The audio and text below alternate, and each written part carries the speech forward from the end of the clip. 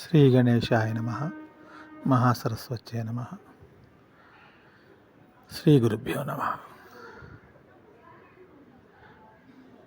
నిన్న రాత్రి ముగ్గురు శిష్యులు తిరుమల వెళ్తున్నాము అని నన్ను వచ్చి అడగ్గా, నాకు అంతకు ముందున్న సమాచారాన్ని బట్టి మధ్యాహ్నం 1 గంటకి టోకెన్లు ఇస్తారు. మీరు ఉదయానికల్లా తిరుపతి చేరుకొని అక్కడి నుంచి కపిల తీర్థంలో స్నానం చేసి మహాదేవుని దర్శనం చేసుకొని గోవిందరాజ స్వామిని, అలివేలు మంగమ్మని దర్శనం చేసుకొని 12-1 గంటకల్లా క్యూ లైన్ దగ్గరికి వెళ్ళండి.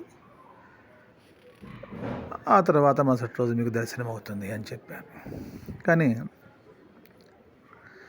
వాళ్ళు 8:30కే బయలుదేరిపోయి రాత్రి 1:30 ప్రాంతంలో తిరుపతి వెళ్ళి అక్కడి నుంచి డైరెక్ట్గా భూదేవి కాంప్లెక్స్కి వెళ్ళారు. అక్కడికి వెళ్ళినప్పుడు అక్కడికి వెళ్ళగానే సెక్యూరిటీ వాళ్ళు క్యూ లైన్ ఒకటి ఓపెన్ చేసి లోపలికి వెళ్ళండి అన్నారు. ఏమి క్యూ ఇది అంటే, శ్రీవారి మెట్టు మార్గం గుండా స్వామివారి దర్శనానికి వెళ్ళటానికి ఇప్పుడే 3,000 టోకెన్లు దివ్య దర్శనానికి వదిలారు అని చెప్పారు. డైరెక్ట్గా వెళ్ళి టోకెన్ తీసుకొని నాకు మరలా 5 గంటల ప్రాంతంలో ఫోన్ చేశారు. మేము శ్రీవారి మెట్టు దగ్గర వేచి చూస్తూ ఉన్నాము, ఇంకా మొదలు పెట్టలేదు అని. ఇది నేను ఎందుకు చెప్తున్నాను అంటే, నిన్న వేరే ఒకరు నాతో ఒక పదం వాడారు, కమర్షియల్ అని. మనం కమర్షియల్ అయ్యాము, లేదా మనకి ఓపిక లేదు. స్వామి దర్శనం కోసం మనం ఎంతసేపు కొండ మీద ఉంటే అంత భాగ్యం మనకి. ఇంతకుముందు కూడా నేను చాలాసార్లు మాధ్యమాల్లో చెప్పున్నాను. ఈ ముగ్గురులో ఒక్కరు నేను దేవుణ్ణి చూడాలి అని తప్పించిపోయి,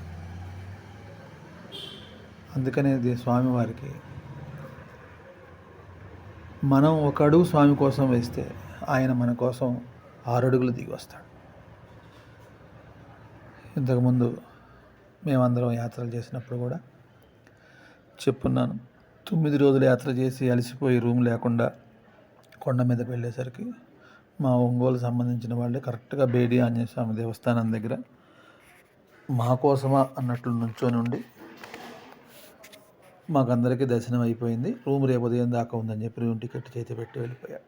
అలాగే వరాహస్వామి దర్శనం చేసుకొని రాగానే మాతో పాటు వచ్చిన వాళ్ళకి దర్శనం అయిపోయింది, 2 టికెట్లు నాకు ఉన్నాయి అని చెప్పేసి మాలో దర్శనం టోకెన్ లేని 2కి టోకెన్లు ఇవ్వడం జరిగింది. అలా మేము స్వామివారి దర్శనానికి వెళ్ళాం. అలాగే ఈ మీడియాలో విపరీతంగా చెప్తూ ఉంటారు, చలిలో మాడవీధుల్లో పడుకొని ఉంటున్నారు భక్తులు అని. వెళ్ళి వాళ్ళని కలవండి, వాళ్ళు చెప్తారు. వాళ్ళందరూ ఎక్కడ, నా తండ్రి ఈ మాడవీధుల గుండా ఊరేగింపు వెళ్తాడు అని వారు అక్కడ ఆనందంగా నిద్రిస్తుంటారు. ఒకసారి ఇలాగే నేను మాడవీధుల్లో నుంచి ఉదయాన్నే వెళ్తుంటే ఒక తల్లి నాతో పాటు వచ్చింది.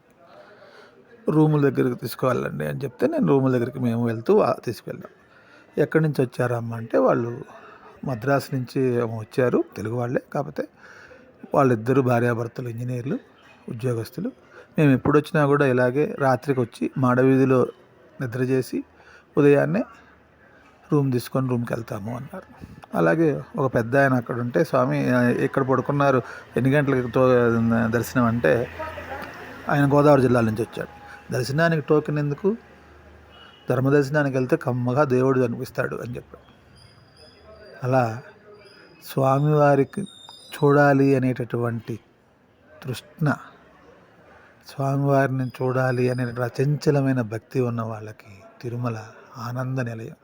ఆ ఆనంద నిలయ జనార్దనుడు ఎప్పుడూ కూడాను ఎదురొచ్చి మనకి దర్శనం చేపిస్తాడు.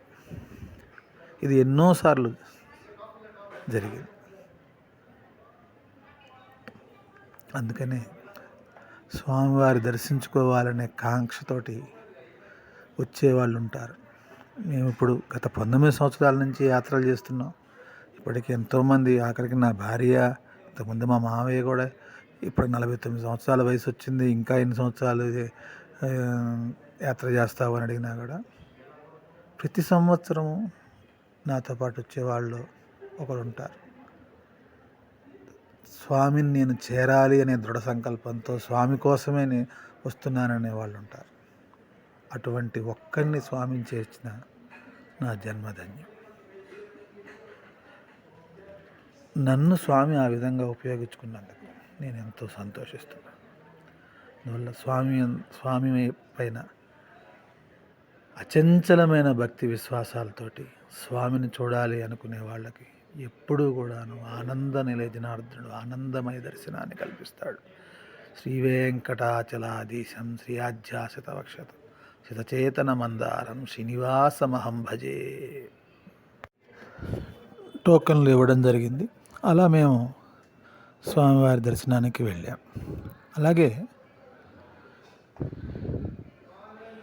ఈ మీడియాలో విపరీతంగా చెప్తూ ఉంటారు, చలిలో మాడవీధుల్లో పడుకొని ఉంటున్నారు భక్తులు అని. వెళ్ళి వాళ్ళని కలవండి, వాళ్ళు చెప్తారు